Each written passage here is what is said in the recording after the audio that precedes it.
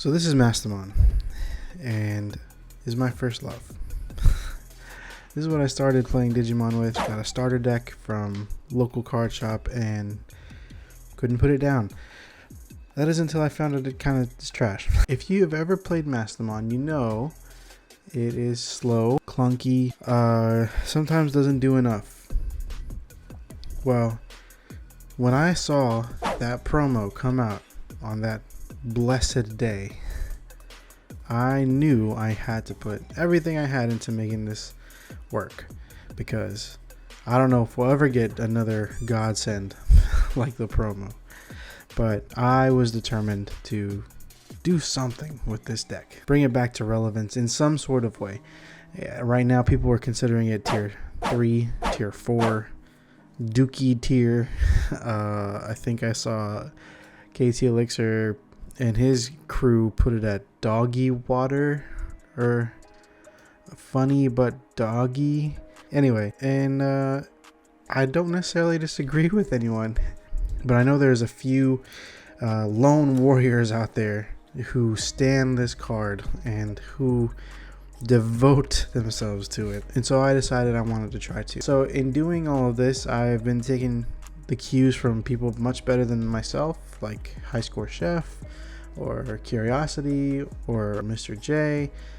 They've all been working at this deck. They all have their own unique way of playing it, and so I've been trying to walk alongside those guys and try and get this deck, you know, competitive. Historically, the pitfalls have always been, you know, it's slow, not memory efficient.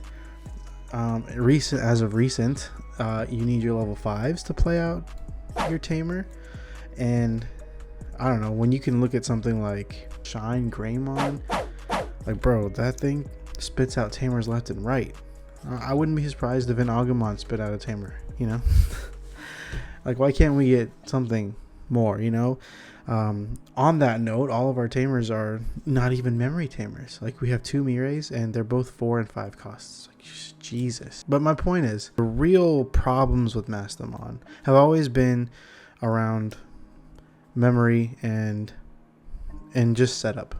Because if you don't know, it's a combo deck. You need your level 5s, and you need some form of end of turn DNA, because you're likely passing over memory because your level 5s are expensive, and so either you're hard playing your level 5s or you're trying to have 2 stacks at the same time. And then once you get to your Mastemon, you know, before it was starter deck, that, you know, it did some stuff right. I don't know, it felt like it didn't do enough. And then you're also compelled to run things like Lucemon Chaos Mode, just so you can cheese it out with the Mastemon, which that in itself doesn't do enough anymore. Everything has protection from deletion, everything has some sort of protection, right?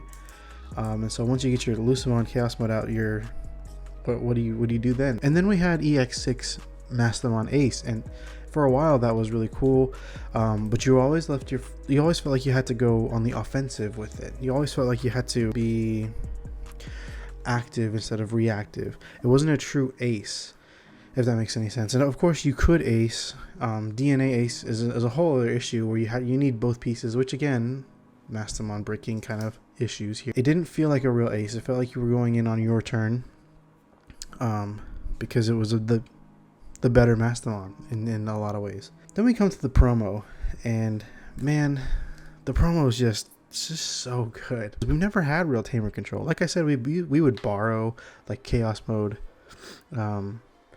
from Lucemon just to pop tamers, and that was kind of really all we had, just to get rid of some tamers. It feels real nice, and the fact that it's so versatile. You don't have to pick your opponent's Digimon just to trash security. You could pick your own. Essentially, you recover 2, right? The when attacking is also the when digivolving, so you can keep spitting out bodies from your security. And if you have the right setup, which you'll get to see in my build, I do it so many times. The right setup, you would trash something that can be played out, like the BT21 Gatomon or the soon-to-be Repamon. Now, if you don't think that's Mastemon support, I don't know what to tell you. It's a holy beast that gets to be played out when you trash it. Yeah, so all this being said, I really wanted to not just top. I don't want to get top 4 or whatever. I really wanted to win, even if it's just a local. You know, the people that go to my locals are actually good players, and I would still feel accomplishment if I got to win a local with Mastemon. So I've been trying last couple months. You've been seeing it on the channel over and over. I've been editing and modifying the deck and trying to make it as meta relevant as possible. And some of the things that I've done are increasing rookie counts, because historically Mastemon didn't run a lot of rookies. You run 6 or 7 rookies and then call it a day. But I found that increasing rookie count really helps with consistency, not just because it's, I mean, one, it's natural draw power. Yeah, getting that turn 1 rookie is, it's almost necessary for this deck. Necessary to keep up with the meta. There's just no way around it. Okay, so I've gone up to 12 rookies. I'm running the Kudamons now. I'm running the Patamons that search your security. It replaces a TK. TK does the same thing, but it's a memory setter, and I just feel like I'd rather have a Digimon. I have no problems with memory, surprisingly. My deck is consistent in what I'm trying to do. I have memory for days, and I have memory manipulation out the butt. The problems that I'm having now are the hyper meta, you know, like tier 1 decks. I can grab games and I can sneak away games. And if I'm going really fast and pop off, I can close them out. The problem is that they are so fast and so consistent, and I'm talking Megi Royal Knights, and so I'm having a really hard time figuring out, you know, maneuvering that meta. But as far as like tier 2, bro, I handle those pretty well. 1.5, I'm doing really well. For a rogue deck, it's doing pretty good. With all that being said, I decided to take it to Evo Cup. I wanted to do well, and if I want to do well, I'm not taking Mastemon. I have Imperial, and that does well, and that's meta, and I should just do that, right? I should sweat with everyone else. But we didn't, and this is how it went.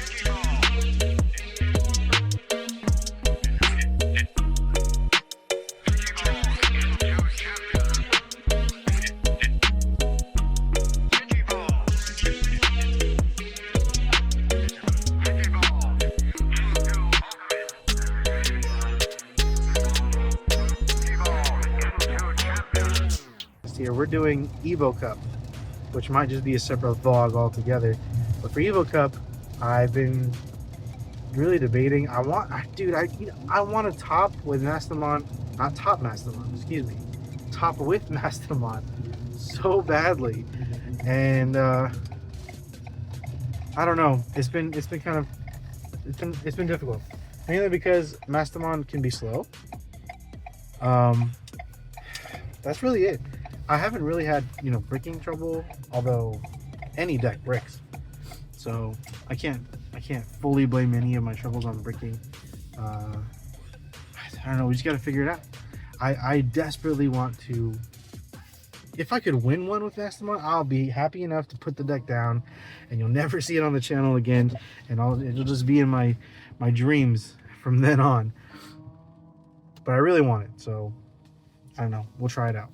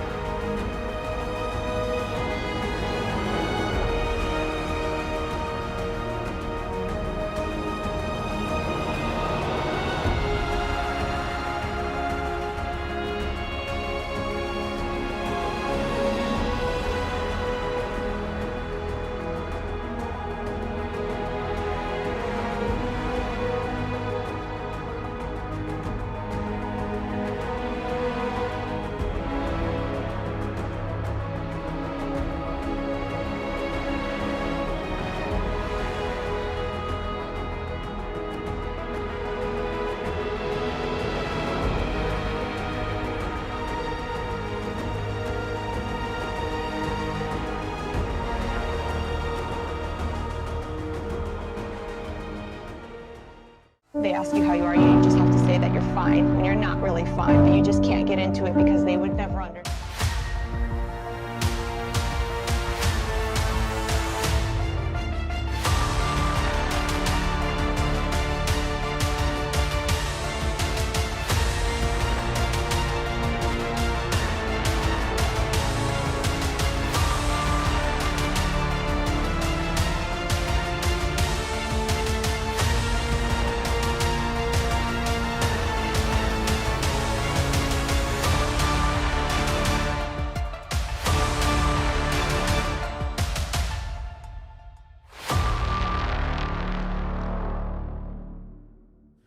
Well, that didn't go well. Finished third.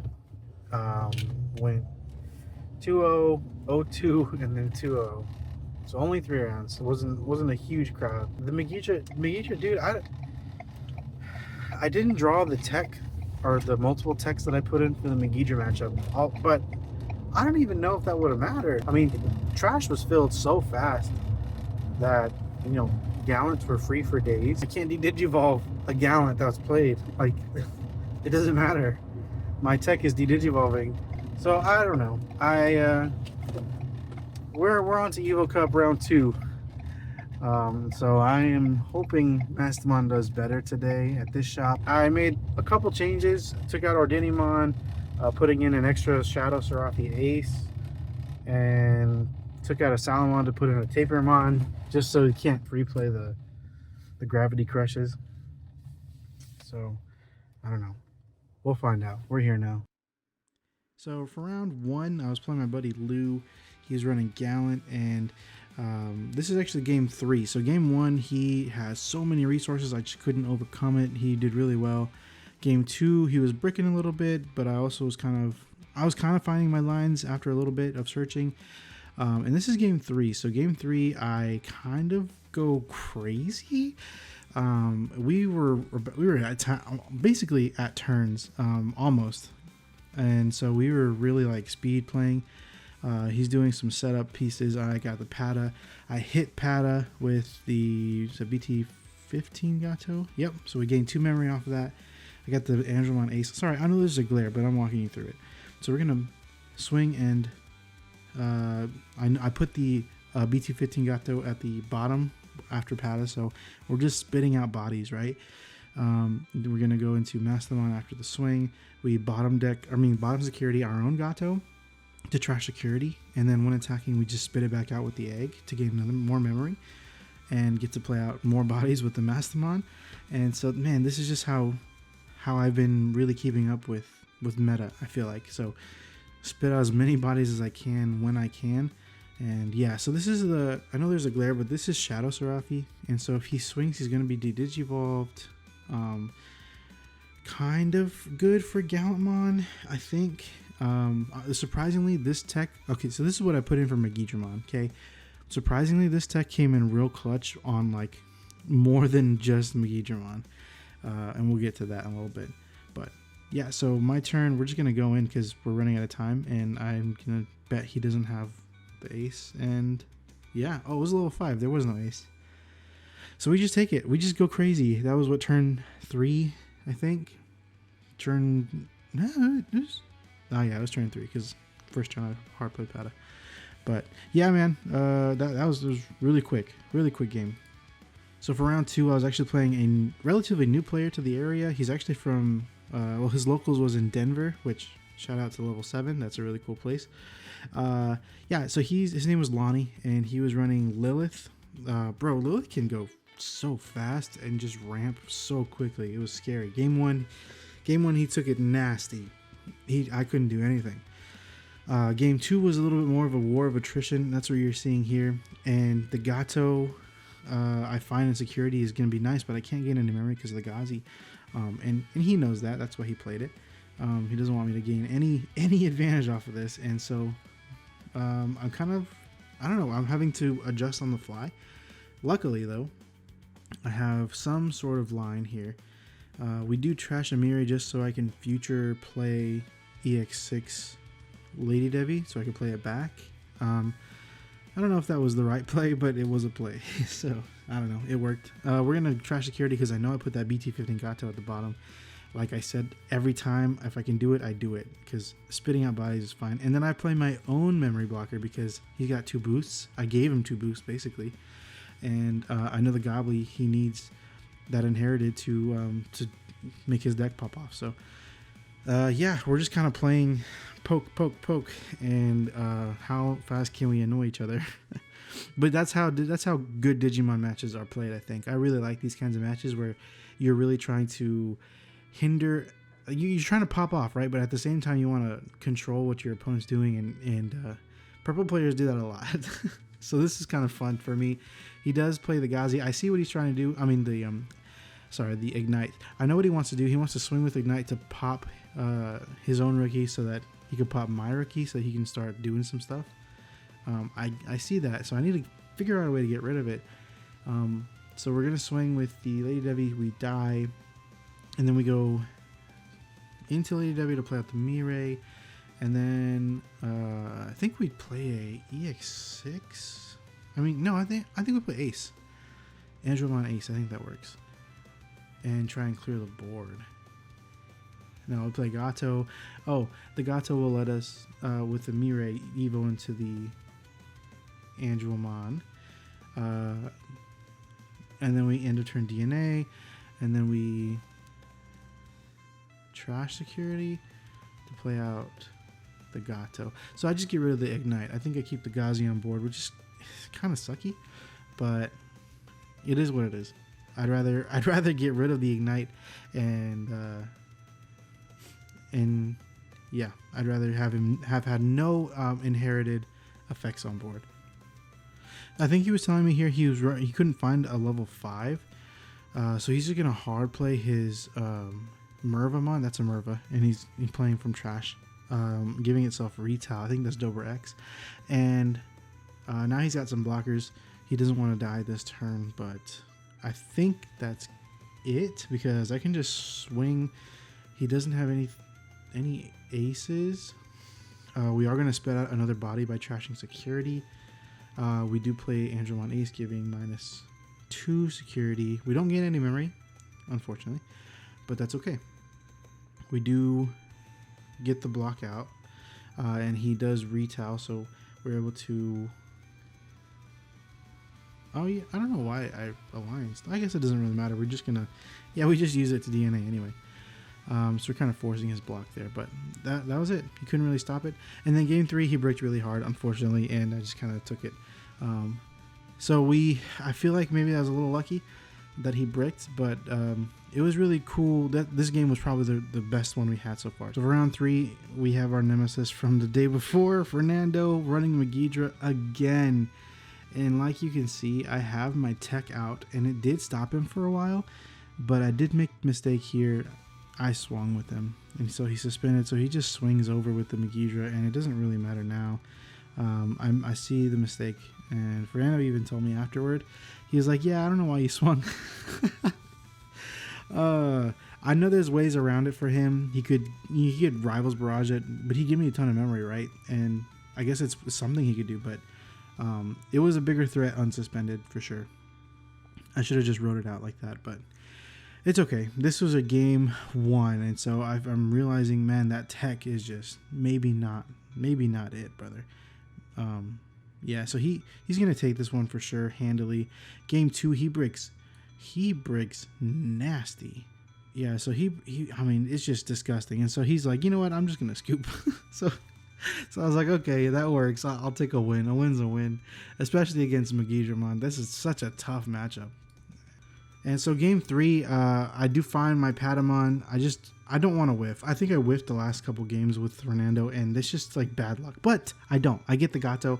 I'm like, all right, let's go. Finally, we get something done. We get to trash. I did put back BT 15 Gato. And so we're just kind of cruising down, brother. We got the Mastemon. We are alliancing. We get to play out the other one, the other Gato, and Digivolve, pulling back Angels, playing more bodies. And I'm like, man, he's at 1 security at turn 2. I'm feeling great. He's kind of shaking in his boots. You could audibly tell he's like, but Fernando's a good player and he knows what he's doing, and he was just drawing everything he needed. And unfortunately, this game does not go my way.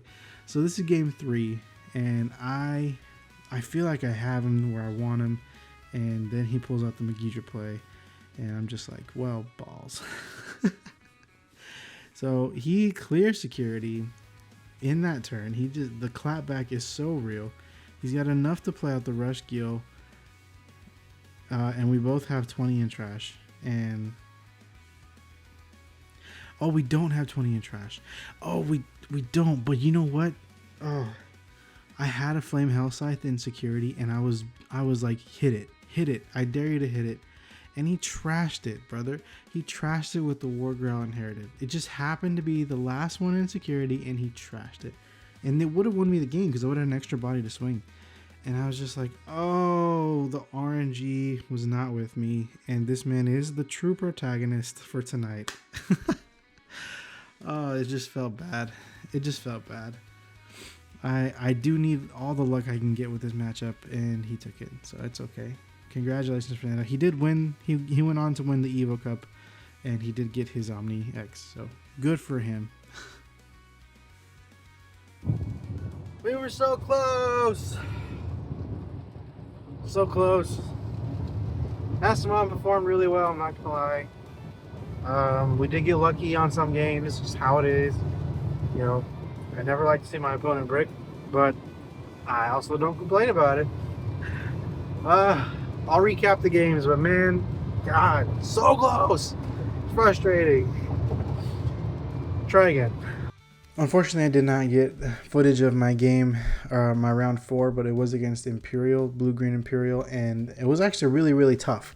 I wasn't sure how the matchup was going to be because I've never played that but with Mastemon before, but I know the deck pretty well. So I knew what to do, kind of, in a sense, and just a matter of who can find their pieces. Surprisingly, Shadow Raffle came in kind of clutch there too. So that was nice. And then all my aces came into play with against Imperial, which was, it was really good.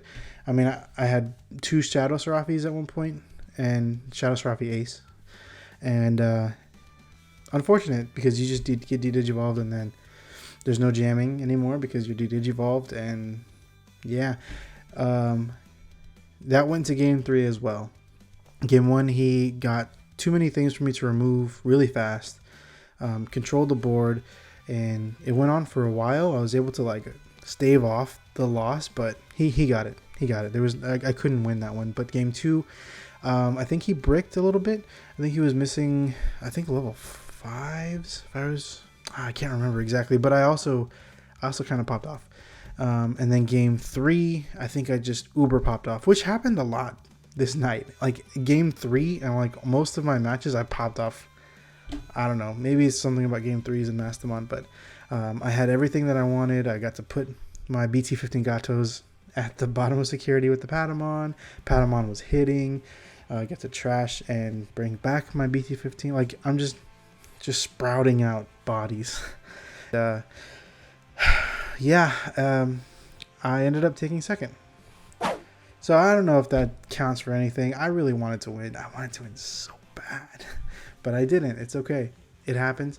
And Mastemon is a tier 3-4 deck, is the consensus that I'm seeing. Not my opinion, but so with the tier 3 or tier 4 deck, I think I did pretty well.